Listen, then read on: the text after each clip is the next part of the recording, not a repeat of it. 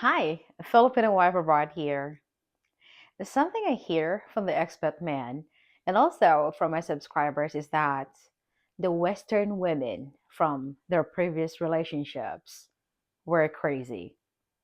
What I never understood is why some of these same men go to the Philippines and instead of meeting a high quality and stable Filipina, they seem to always end up with Filipinos who are just as crazy as their former Western partners. Then I had an epiphany when I saw a tweet today. It had a response from Elon Musk himself. A woman tweeted if it was true that the most addictive drug known to mankind was a crazy woman. So Elon, who has either 13 or 14 children, depending on the status of his latest paternity tests, and a half a dozen of different baby mamas, responded to the quota saying, well, so there you have it. Some men are addicted to crazy women. And even when a man travel halfway around the world to find a new partner, they end up dating crazy ones. It reminded me of a story that happened to a neighbor of mine while I was teaching in Manila. This neighbor of mine was really attractive. She was 21 and she worked at her family's fruit stand in Makati. I'm sure many of you love the place. Oh, I really miss the green belt though. Okay, going back to the story. So, this young lady was really friendly and had a wonderful dog that I used to play with. Um, so being in Makati, this girl met many Western men at a fruit stand and would flirt with all of them. She'd ask the Westerners where they were from, how long they were staying, where they were staying, are they married, stuff like that. And then she hoped that they would ask her for a date. She was respectable and wanted a husband and not a one night stand. So eventually, a Western man came to the fruit stand and answered her questions and started asking her questions. The man was in his mid 40s and working in Manila at an international beverage company. The man told this young lady that he was recently divorced from his crazy ex wife and he got a transfer to the Philippines to get away from her and get a fresh start. The man asked the woman to dinner, and they quickly became a couple.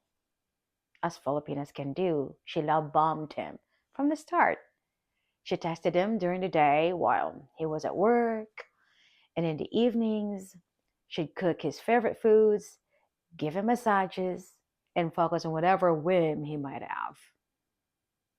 The man was enjoying this attention, but he noticed the love bombing transforming into jealousy and attention to his every whim being replaced with tampo. The man tried to talk to this Filipina, but her responses generated even greater concern. She vacillated between crying and apologizing, showing off extreme anger. So one day, the man had a female business associate arrived from the US. As customary, he took her out for a business dinner. So the two had worked together for several years and had a nice 3 hour long meal with drinks. And when the man got home that evening, of course, the Filipino was furious and he accused him of cheating on her.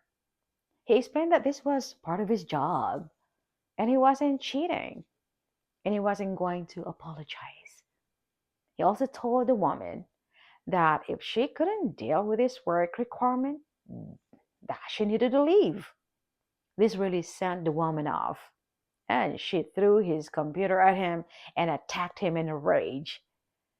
The man had enough. He left the apartment and spent the night in a hotel. He sent the message to the woman telling her she needed to leave the apartment and that they were over. This is when things went from bad to worse. The woman went into his closet and cut up most of his clothes with scissors. She then took her belongings and went home to stay with her parents.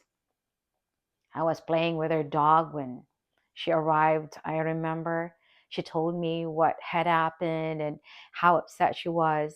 I was just shocked to see a Filipino behave like that. It's not normally the way most of us Filipino behave. It was my first time to hear a woman I know who tears up clothes due to anger, but she was my neighbor, so I supported her. So the next day, she went back to the apartment. She was trying to talk to the man, but he refused. She waited outside his door for several hours and repeated this for the next couple of nights. I'm sure the man was feeling vulnerable and probably a bit scared by this time. So the next thing the girl tried to do to get his attention was that she took a hammer to a motorbike that a man had purchased to get around the city. From what I'm told, she beat that bike part by part, and it was almost unrecognizable as a motorbike when she finished. The man had enough and reported her to the police, of course, but much to his disappointment, he didn't get much of a response from the officers. So they took his details, but he basically knew that they were going to just ignore him. Another couple of weeks went by, and the girl brought her brother and her male cousin to confront the man at his apartment.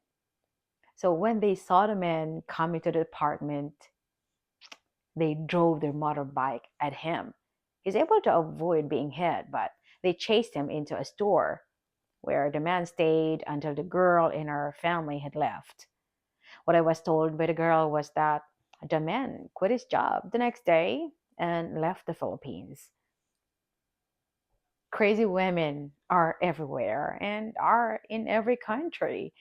There are no fewer crazy women by percentages in the Philippines than there are in the United States.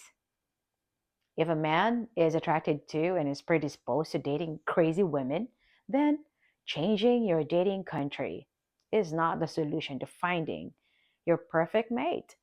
I recommend that if you're a man who's attracted to this type of women and the drama they bring, then you invest in soul searching before investing your time traveling to the Philippines. And this includes you, Elon Musk.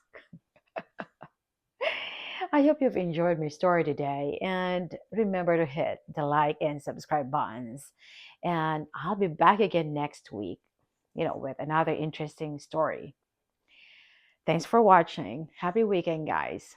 Bye.